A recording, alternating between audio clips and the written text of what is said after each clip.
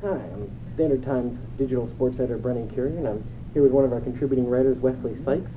He just finished reporting a piece that'll be in Sunday Standard Times on Tabor Academy and looking at the effect that they might have on public and parochial schools athletics. Kids that might go to a public or parochial school for a year or two and then end up transferring to Tabor, and how that affects the other programs and kind of the trickle-down effect of that. And it was an interesting story to report, and just want to talk to you a little bit about that process. So people may not know, but kind of inside baseball, behind the scenes, is about once a month I send out a list of feature stories. And this was a story that we'd been looking at doing for about a year or so. We'd seen several local athletes, from Jared Schuster to Noah Fernandez to Max Abe, and many more make the switch. And we thought it'd be interesting to look at the dynamics of that. And so I sent out a list of stories, and you jumped right on this one. What was it about this story that interested you? Yeah, I think the enormity of it. I think it's a big issue that kind of encompasses the entire community, whether it be from Wareham all the way down to Westport, through all of our coverage there. And I think what draws me to a story initially is, of course, the sports angle, but it's the off the field, the off the court angle that draws me into it. Being able to connect sports to our daily lives and community. I think that's a big thing that I look for when choosing projects to work on. So when you first got this story and started tackling, what were some of the first steps you took as far as reporting? Yes, just seeing who had left in over recent years, and was it really that big of an issue, or is it just something that's more talked about now because of social media and the availability of news and everything like that? So seeing the players like you mentioned, the Noah Fernandez, the Jared Schusters, the Max Aves, Lisco Mason de Silvas when you're talking about soccer. It's a big number, over recent years, and I think there's so much that Tabor has to offer academically, athletically, and just through the normal maturation process of a high school student. There is a lot to be gained and to learn, from this transferring process and how it actually goes down, whether it's between the coaches that are involved, the athletic directors, the families, and so on. This it was a nuanced story, and we knew that from the beginning. It's not a black and white story where there's a good guy and a bad guy. Mm-hmm. It's a bunch of people trying to do what they think is best for young people and student athletes. So what were some of the first interviews you had? How'd those go? What was that like? Yeah, I definitely wanted to contact the Tabor side first and kind of get their take on it. Cause I don't want to say that they were the defendants in this quote-unquote case, but they were definitely someone that I wanted to see as far as their process goes, as far as recruiting kids and what that process involves, and just their philosophy on being able to, that they understand they're a part of the community here, what it means to take away a big-time athlete from, say a public school like Old Rochester and bringing them on board to a different level of competition.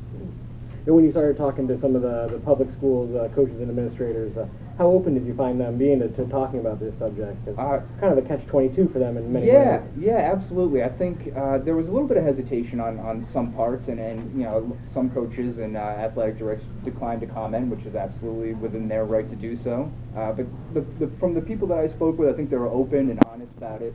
But at the same time, they were able to vent their frustrations, but still see the bigger picture of it, that this is could be a life-changing moment for a student and their family, and it's an opportunity that shouldn't be quickly passed over.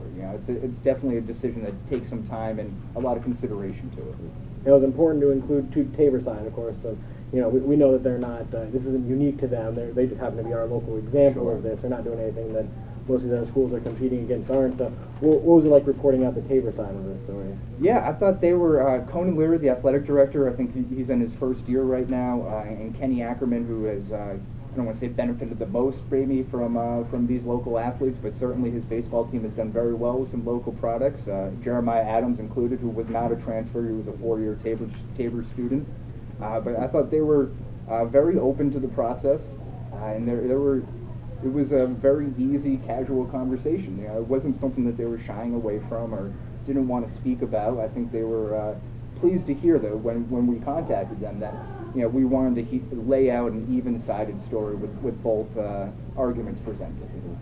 Now, it seemed like one sport in particular, this seems to be maybe not the only path, but one of the few paths and that would be hockey. It seems like Right. it's a little bit of a different beast. Is that what you found when you were reporting? Yeah, and I think we were talking about this earlier. Is that maybe in basketball and baseball, you might get noticed from the public school level. There's so many scouts, there's so many AAU leagues going on and everything like that outside of school. But in hockey, to get even a Division III scholarship, you need that Division seasoning. II, but yeah.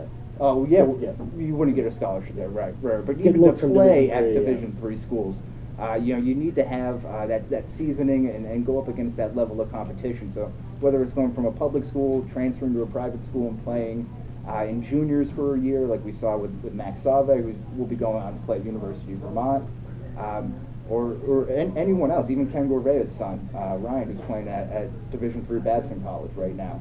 That these kids, when they enter college, they're 20, 21 years old entering the college hockey scene. So you need that seasoning. It's really a man's game more so than basketball, soccer, baseball, etc. You're reporting this, obviously, you have to stay unbiased throughout the reporting process. You have to look at every side evenly. But throughout it, I mean, as a person, were there any takeaways for you? I mean, do you think anything should change in this process, or that the status quo is fine? Yeah, I think keeping the open lines of communication is what's really important there. I think there's always going to be gray area as far as recruitment goes between private schools to public schools, but I think keeping everybody in the loop is what's important. I think what I gauge from it is that the public school coaches did not appreciate being blindsided by it and not having time to prepare or maybe have any input, whether it would be to stay or to go or weighing the pros and cons of it. But I think what was really important is keeping everybody open, whether it's keeping the families involved, keeping the coaches and the athletic directors and everyone on the up and up, and that way so there's as little hurt feelings as possible. So I think that's when the frustration really sets in. Well, you did a great job reporting the story, Wes, and hopefully you can go out and read the story. It'll be on southcoasttoday.com and in Sunday Standard Times. Thank you.